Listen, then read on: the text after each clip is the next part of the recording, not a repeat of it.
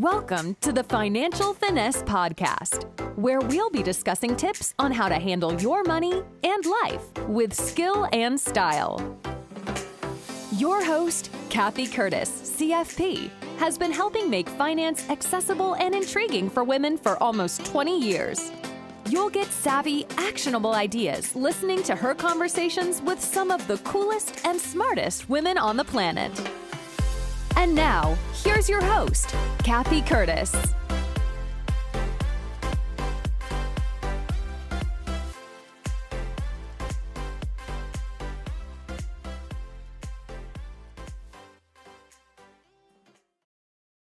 Welcome back to the Financial Finesse Podcast. I'm your host, Cathy Curtis. Today, we're tackling a topic that's close to many of our hearts and wallets: buying a new car. Now, this might seem like a straightforward task, but if you're a single woman or simply buying a car on your own, it can feel like stepping into a time machine. Did you know in the United States, women buy 62% of all new cars and influence 85% of car purchases? Yet despite these numbers, many car dealers still seem to be playing by old rules. I came across this Yale study that's quite revealing. It found that on average, women are offered higher list prices for cars than men, to the tune of about $200 or more. Why is this happening?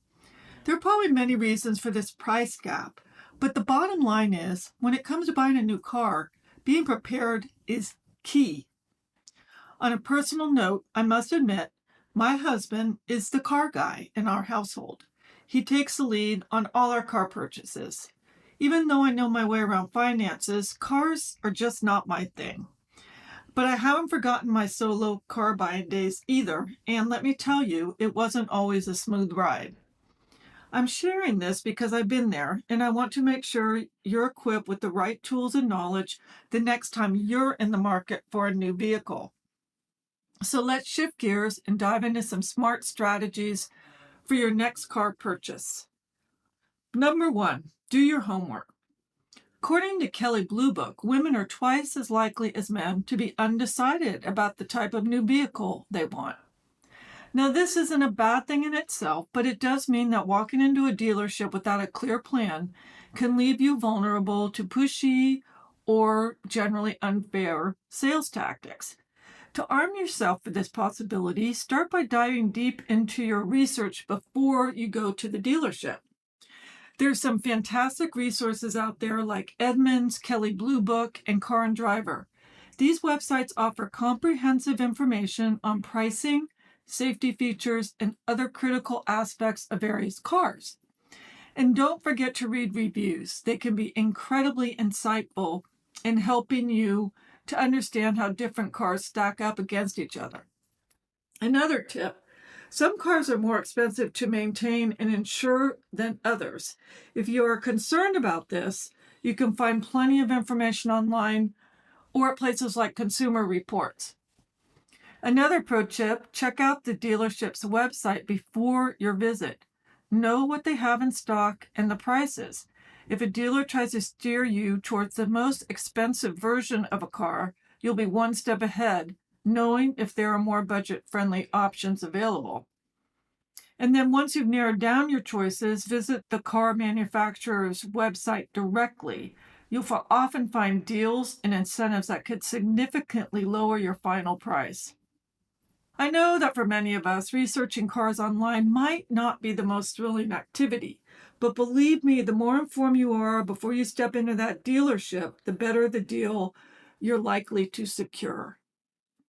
Tip number 2, know what you can and can't negotiate. In the world of car buying, not everything is set in stone, but it's crucial to understand what's up for negotiation and what's not. Let's start with the MSRP, or the manufacturer's suggested retail price. The key word here is suggested. Remember, car dealers are independent franchises. They have the freedom to set their prices, which means the MSRP is more of a jumping off point for your negotiations rather than a firm price. To get a better handle on the MSRP, it's wise to know two things: the dealer's invoice price and the car's market value. The invoice price is essentially what the dealer paid the manufacturer for the car.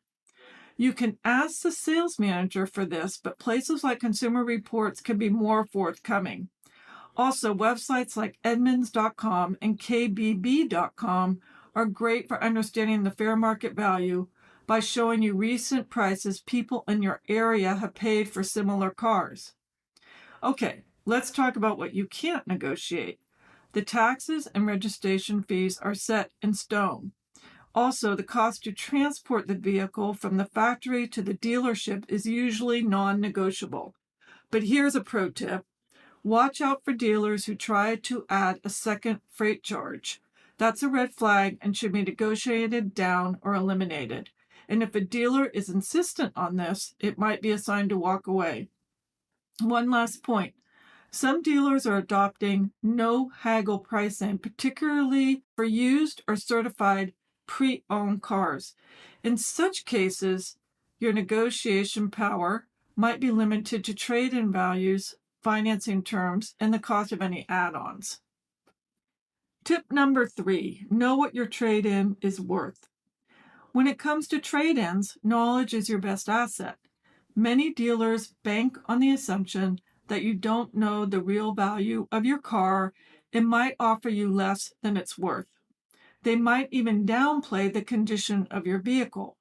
So if you plan to trade in your current car, it's absolutely necessary to do your homework before stepping foot into a dealership. A great starting point is Kelley Blue Book's My Car's Value tool. It's pretty straightforward. Enter your VIN or the make and model of your car, answer some questions about its features and condition, and KBB will give you a range of values: the private sale price, trade-in price, and an instant cash offer. Generally, what you can expect for your trade-in will fall somewhere between the trade-in price and instant cash offer, provided your details are accurate. However, sometimes you might get a better offer than Kelley Blue Book value, so don't stop there. Check out online dealers like Carvana and CarMax. Carvana offers what they call a real offer in just 2 minutes. CarMax, too, provides an instant offer online. Gathering quotes from these 3 sources will give you a solid idea of what your trade-in is really worth. And here's another tip. Take screenshots or print out these quotes. That way you have concrete evidence to show the dealer just in case you need to negotiate your trade-in value. Tip number 4, understanding your financing costs. Unless you're planning to pay cash, you'll need to understand your financing costs and how they add to the overall expense of purchasing a new car. This can get tricky if you're not prepared. The first thing to know is your credit score, which is more powerful than you might think. Most credit bureaus and even some credit card companies allow you to check your primary FICO score for free. But here's something you might not know. There's a separate FICO auto score that dealers look at to gauge your creditworthiness specifically for auto loans. If you have a strong overall credit score and a history of timely car payments, your auto score is likely in good shape. But if you're feeling a bit unsure, it's a good idea to check the score before heading to the dealership. Knowing your credit score gives you a ballpark idea of the interest rate you can expect on your car loan. If your score is on the higher end, say above 700, you might qualify for those attractive dealer financing promotions. Often, these rates can be more favorable than what you get with a third-party auto loan. But what if the dealer isn't offering any special financing deals? In that case, it's wise to research the terms of auto loans offered by your bank or financial institution. This information arms you with the knowledge you need to negotiate effectively and avoid overpaying for your new car. And this tip is particularly relevant given that interest rates are at their highest level since the early 2000s. Higher interest rates can significantly affect your monthly payments and the overall cost of the car, making it vital to secure the best possible rate. Tip number 5, avoid common negotiation pitfalls. Let's face it, when you're a solo woman walking into a dealership, there's a chance a dealer might try to exploit any knowledge gaps. So it's crucial to be ready, especially when it comes to discussing price. One common tactic dealers use is to ask about your desired monthly payment. My advice would be, do not disclose this number. Your focus should be solely on negotiating the final price of the car. Sure, you can and should work on improving your financing terms, but only after you've nailed down the car's final price. It's absolutely fine to have a budget in mind. In fact, it's smart. But revealing this figure to the dealer gives them a chance to play around with the terms to meet your monthly budget cap, often not in your favor. For example, they might offer a higher price but extend the loan term to reduce your monthly payments. Or they might nudge you towards leasing, offering lower monthly payments. But remember, a lease locks you into a contract without owning an asset. Another thing to watch out for is dealers pushing gap insurance and prepaid maintenance plans.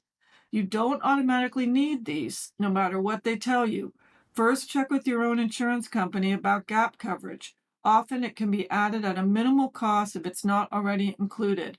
As for prepaid maintenance plans, they can be beneficial in some scenarios, but making a quick decision under pressure is never advisable. Take your time to understand the costs and benefits before committing to anything. Remember, knowledge is your best defense against these common negotiation pitfalls. Don't let pressure from the dealer sway you into making decisions you're not comfortable with. And that brings us to our sixth and final tip. Be ready to walk away. This is a golden rule in any negotiation, and it's especially true when you're buying a new car. If you're not 100% satisfied with the deal or the vehicle itself, it's okay to step back. Sometimes showing that you're willing to walk away can even give you a stronger position in the negotiation. It demonstrates that you're not desperate and that you have options. And this isn't just about playing hardball. It's also about giving yourself the time and space to reflect on the offer and to research further if needed. This pause can be incredibly empowering. It allows you to revisit your priorities and ensure that you're making a decision that aligns with your needs and financial goals. Remember, buying a car, especially as a solo woman, can be challenging and at times overwhelming. But the more prepared and informed you are, the more control you'll have over the process. Thank you for tuning in to another episode of Financial Finesse. As always, be sure to visit curtisfinancialplanning.com for additional tips and resources, and check out the show notes for details related to this episode. Until next time.